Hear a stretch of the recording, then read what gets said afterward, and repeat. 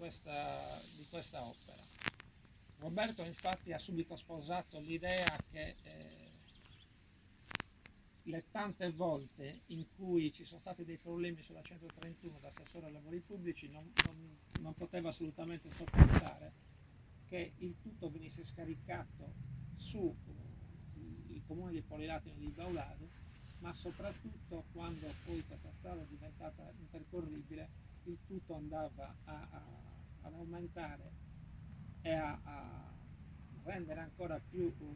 mal collegata la Sardegna, perché quando noi abbiamo deciso di chiudere questo tratto di strada, anche se con ordinanze fatte negli anni, sto parlando almeno da 10-15 anni, che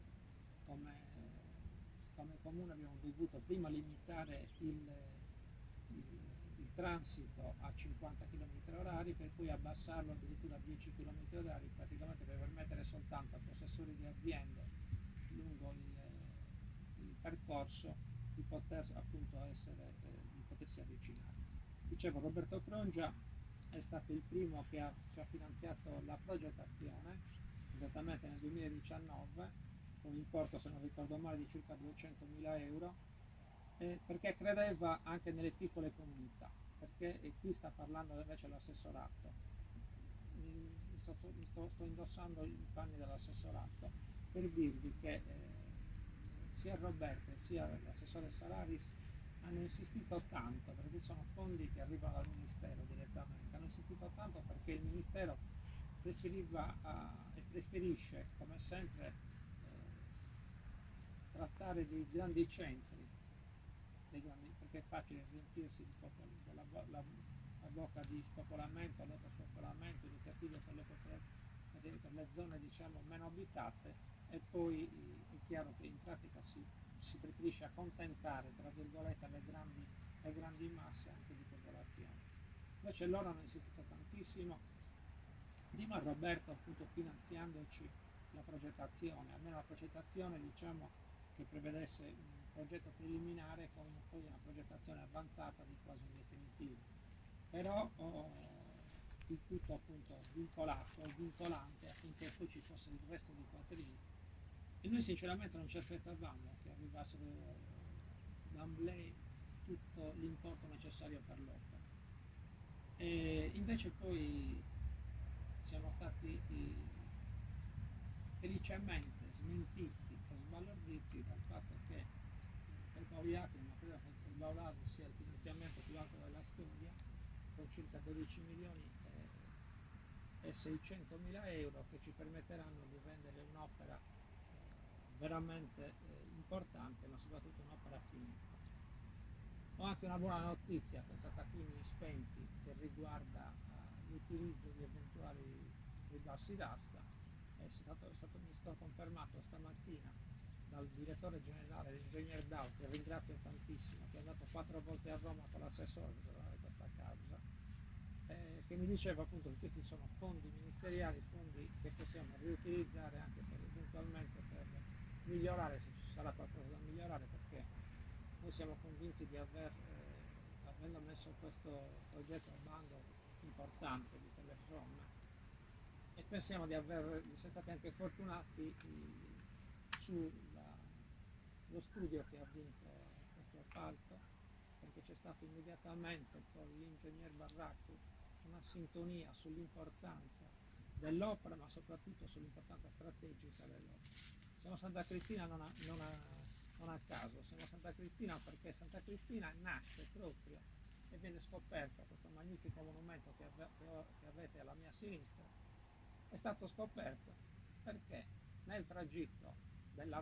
spostando il tragitto della strada che andremo a rifare oggi e portandolo qui, doveva passare proprio qui la 131, siamo stati fortunati perché è emerso appunto questa meraviglia di tutta l'arte nuragica. Quindi questo è già un segno dell'importanza diciamo di questa strada, anche se indirettamente ha fatto sì che questo potesse verificarsi. E dicevo, quindi un importo importante, due comunità che sicuramente usufruiranno per prime, saranno i primi fruitori, ma come vi ho detto precedentemente, noi assolutamente vogliamo che sia un'opera che serve tutta la Sardegna come servita in determinate circostanze, pagando per i prezzi i piccoli perché ci distruggevano ogni volta i sottoservizi, passando troppo avviati senza le necessarie appunto,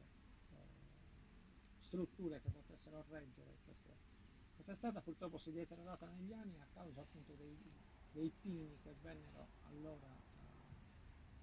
piantati, però dalla parte storica della vita Carlo Felice sono ben lieto di dare la parola poi allo studio appunto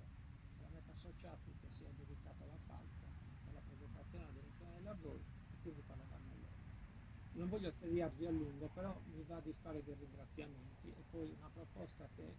non lo sa neanche il sindaco di Baularo, non gliela farò adesso in diretta, ma sono quasi certo, conoscendo la sua sensibilità, che non avrà nessun problema ad approvare. E dicevo,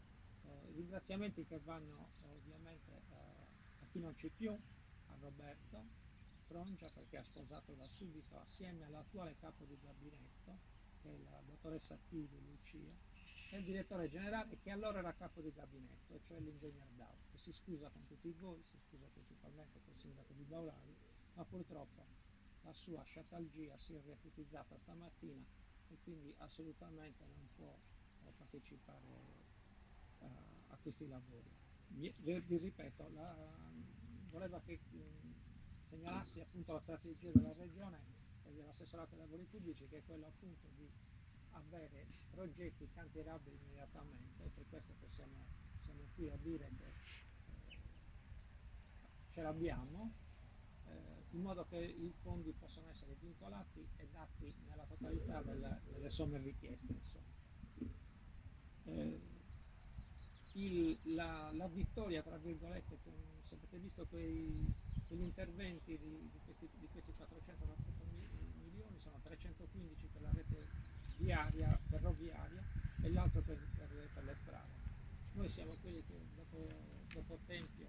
siamo stati quelli più finanziati come quantità di risorse, e quindi premia la volontà insomma di venire incontro anche alle piccole realtà e non solo ai grandi centri. E questa è la linea che vorrà tenere l'assessorato. Progetti anche di importi importanti come questi, ma che siano definitivi e che diano risposte, anche se a macchia di leopardo, a tutti i sardi e non solo a coloro i quali sono raggruppati in avversamenti urbani maggiori. Quindi questo è il messaggio che arriva dall'ingegner Dai. Io stavo appunto ringrazio lo studio della Meta Associati perché